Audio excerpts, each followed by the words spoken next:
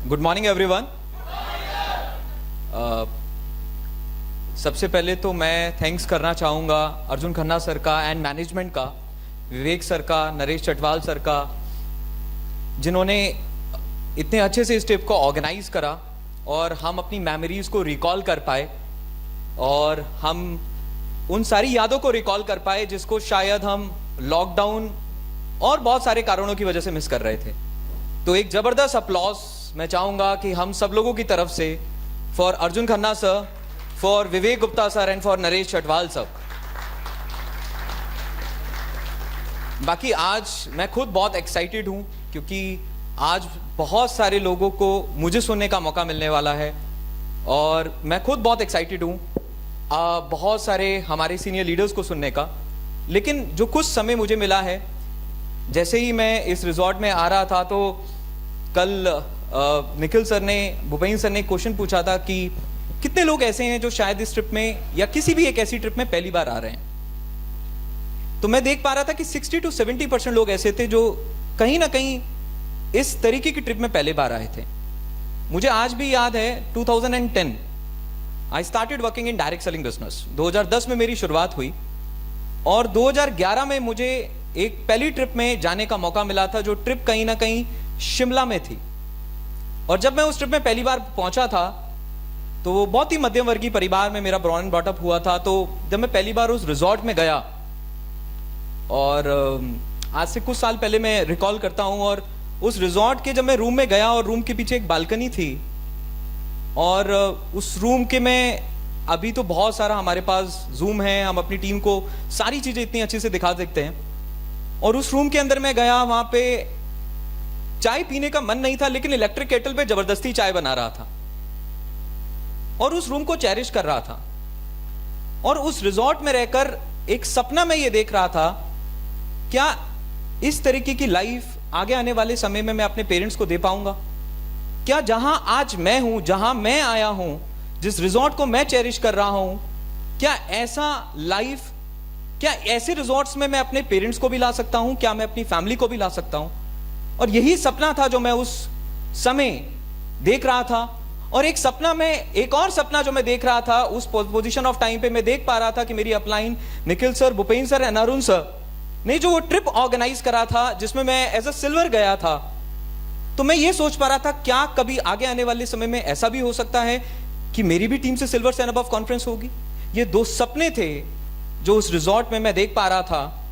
और आज जब मैं देखता हूं तो लगभग मैं अगर अपने पहले सपने की बातचीत करूं तो लगभग 80 to 90 डेस्टिनेशंस होंगी कंट्री की जहां मैं ऑलरेडी अपने पेरेंट्स को विजिट करा चुका हूं। 80 to 90 कंट्रीज होंगी। अब ये बात मैं आपको क्यों बता रहा हूं? क्योंकि मैं देख पा रहा हूं जो सपना शायद मैं 2011 में ले रहा था, आप में से भी कई लोग ऐसे होंगे जिनके पास शायद वो फीलिंग्स होंगी। तो कहीं ना कहीं यहां से एक सपने को वापस लेकर जाना है। उसके बाद अगर मैं आगे बातचीत करूं, बायोसेज की जर्नी की मैं बातचीत करूं, तो लगभग 1 करोड़ रुपए मैं पिछले कुछ 1 साल में कंप्लीट कर चुका हूं और अभी बहुत कुछ आगे करना है।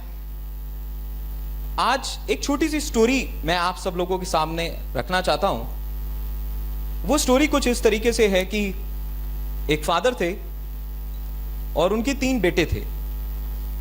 तो जो उनके 3 बेटे थे तो वो ये चाहते थे कि अब हमारा आगे सक्सेसर कौन बनेगा। तो उन्होंने अपने तीनों बेटे को बुलाया और उनको एक टास्क दिया। उन्होंने टास्क क्या दिया कि उनको कॉम दिया और बोला कि ये कॉम है और आपको इस कॉम को लेके जाना है एक मॉनेस्ट्री में जहां पे बुद्धिस्ट मॉन्क होते हैं, और उस बुद्धिस्ट मॉन्क में आपको इस कॉम को प्रमोट करना है। तो अब बुद्धिस्ट मॉन्क में तो सारे लोग बेल्ड होते हैं, राइट? किसी के पास भी बाल नहीं है, तो कॉम का क्या करेंगे लोग? तो तीनों लोगों ने उस चैलेंज को लिया और तीनों लोग अपने उस मॉनेस्ट्री में गए। सबसे पहले जो उनका बेटा था उसने 2 दिन के बाद में फोन किया और फादर को बोला कि फादर, मैं 2 कॉम जो है वो मैं प्रमोट कर चुका हूं, 2 कॉम को मैं प्रमोट कर चुका हूं। फादर ने बोला बहुत अच्छी बात है, आपने कैसे प्रमोट किया? तो उन्होंने वो बोला कि मैंने उन लोगों को समझाया कि आप इन कॉम को इचिंग के लिए इस्तेमाल कर सकते हैं। बहुत अच्छा, तो अच्छा आइडिया था। तो अब फादर एक्साइटेड थे कि देखते हैं बाकी दो बच्चों का क्या रिस्पॉन्स निकल कर आता है। तो जब सेकंड जो बच्चा था उसका लगभग 4-5 दिनों के बाद फोन आया, तो बोला कि फादर मैंने 10 कॉम्स को प्रमोट किया है। तो फादर ने पूछा कि कैसे, आपने 10 कॉम कैसे प्रमोट किए? तो उन्होंने बोला कि मैंने यहां पे जो मॉन्क्स थे उनको समझाया है कि जो यहां पे विजिटर्स आते हैं उनके तो बाल हैं, तो आप उनको ये कॉम जो है कॉम्बिंग के लिए दे सकते हैं। इस तरीके से मैंने 10 कॉम्स को क्या करा है, प्रमोट किया है। अब तीसरे बच्चे का फोन आया लगभग 10 दिनों के बाद। तो अब तीसरे बच्चे का जब फोन आया 10 दिनों के बाद, तो फादर ने पूछा कि आपने कितने कॉम प्रमोट किए हैं? तो उन्होंने बोला कि फादर मैं लगभग 5000 कॉम्स यहां पे मैंने 5000 कॉम्स का ऑर्डर मैंने कलेक्ट कर लिया। तो फादर ने पहले तो अप्रिशिएट करा कि बहुत अच्छा, आपने 5000 कॉम प्रमोट किए, बहुत बढ़िया, कैसे किया आपने? तो उन्होंने बोला कि मैंने उन कॉम्स के ऊपर उन बुद्धिस्ट मॉन्क को बोला कि आप इसके ऊपर स्क्रिप्चर्स टाइप करें और जो भी लोग यहां पे विजिटर्स हैं उनको एज अ टेक अवे इसको देना शुरू करें, एज अ सोवेनियर देना शुरू करें।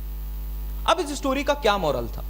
इस स्टोरी का मोरल था कि तीनों लोगों के पास अपॉर्चुनिटी एक थी, कैपिटलाइज लोगों ने अलग अलग तरीके से करा। आज इस कहानी में तो वो कौम था और उन लोगों के बाल नहीं थे, यहां तो सीबकथॉर्न है और चारों तरफ लोगों के पास कोरोना और इम्यूनिटी खुद में एक बहुत बड़ा चैलेंज है, आज खुद में एक बहुत बड़ा चैलेंज है। लेकिन यहां पे बैठे कई सारे लीडर्स जो हैं आज जो इस मीटिंग का हिस्सा बने हैं, अब आपके ऊपर डिपेंड करता है कि आज बायोसेश, सीबकथॉर्न और यहां पे बैठे हर एक इंसान के पास बहुत अच्छी लीडरशिप है। मैं बहुत शुक्रगुजार हूं कि मेरे पास Arun sir, Bhupendra sir, Nikhil Pratap Singh sir की लीडरशिप है। आज बहुत सारे लीडर्स हैं, रघु कुमार टेग्रीवाल सर, एक जबरदस्त अप्लॉज रघु सर के लिए होना चाहिए। मुझे आज भी याद है कि 2010 में सर का मैसेज सुन बायोसेश, और आज हमारे साथ सीबकथॉर्न गुरु मिस्टर अर्जुन खन्ना सर हैं, और इतनी अच्छी लीडरशिप हमारे साथ में, और डायरेक्ट सेलिंग बिजनेस जो खुद में एक बहुत बड़ी अपॉर्चुनिटी है। कई बार मैंने भूपेंद्र सर को एक बात कहते हुए सुना है कि डायरेक्ट सेलिंग बिजनेस कहीं ना कहीं इंडिया के अंदर अभी अपने टीनेजर फेज में, इतनी बेहतरीन अपॉर्चुनिटी आज हमारे पास में है। लेकिन अब हमें यह डिसाइड करना है कि हम उस अपॉर्चुनिटी को किस तरीके से कैपिटलाइज करते हैं। और जहां तक मैं देख पा रहा हूं, अगर कोई भी इंसान आज रेडी है तो with in 3 years, in a span of 3 years, कोई भी इंसान आज इस अपॉर्चुनिटी को कैपिटलाइज करके अपने जीवन में बहुत बड़ा परिवर्तन पैदा कर सकता है, अपने परिवार के जीवन में बहुत बड़ा परिवर्तन पैदा कर सकता है, और आगे आने वाली उम्र में अपनी जीवन की जरूरतों के लिए काम करना छोड़कर अपने जीवन के असल मकसदों के लिए काम करना शुरू कर सकता है, अगर आज वो इस अपॉर्चुनिटी को कैपिटलाइज करे। एट लास्ट मैं शुक्रगुजार हूं मेरी पूरी टीम का, जिन्होंने अच्छे और बुरे, उतार और चढ़ाव हर समय हमारा साथ दिया, हमारे साथ में रहे। बहुत सारे लीडर्स हैं, मैं किसी का नाम लेना नहीं चाहूंगा क्योंकि सारे लीडर्स बहुत अहम हैं, सारे लीडर्स बहुत खास हैं। और मैं बहुत ही शुक्रगुजार हूं, मेरे कॉलेज डेज में जब मैं बहुत ही इमेच्योर था इस सिस्टम के अंदर, तो मुझे गाइड किया मेरी upline mister Arun Solanki sir ने। जब मैं आगे बढ़ा मुझे गाइड किया मिस्टर भूपेंद्र कुमार पाल सर ने, और निखिल सर का जो गाइडेंस रहा है, और मैं बहुत डरता रहा हूं शुरू से, निखिल सर से बहुत डर मेरे को लगा करता था, और बहुत अच्छे से मैं अपनी अपलाइंस का ग्रेटिट्यूड अदा करना चाहता हूं कि उनकी बदौलत आज मैं आगे बढ़ पा रहा हूं, एक नए विजन के लिए काम कर पा रहा हूं।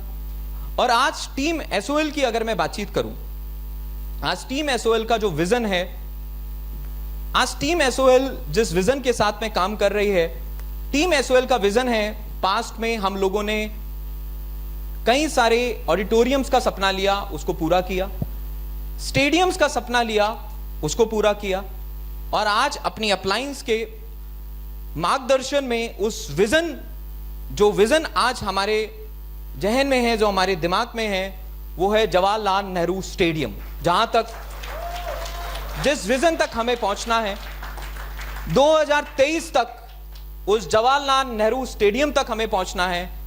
इमेजिन करके देखिए, जब उस 2023 के जवाहरलाल नेहरू स्टेडियम में आप सेंटर में होंगे और चारों तरफ तालियों की गूंज होगी, और जब आपकी उंगली ऐसे से ऐसे जाएगी, तो मैं आपको वादा कर रहा हूं वो आपके जीवन की सबसे बड़ी कमाई होगी।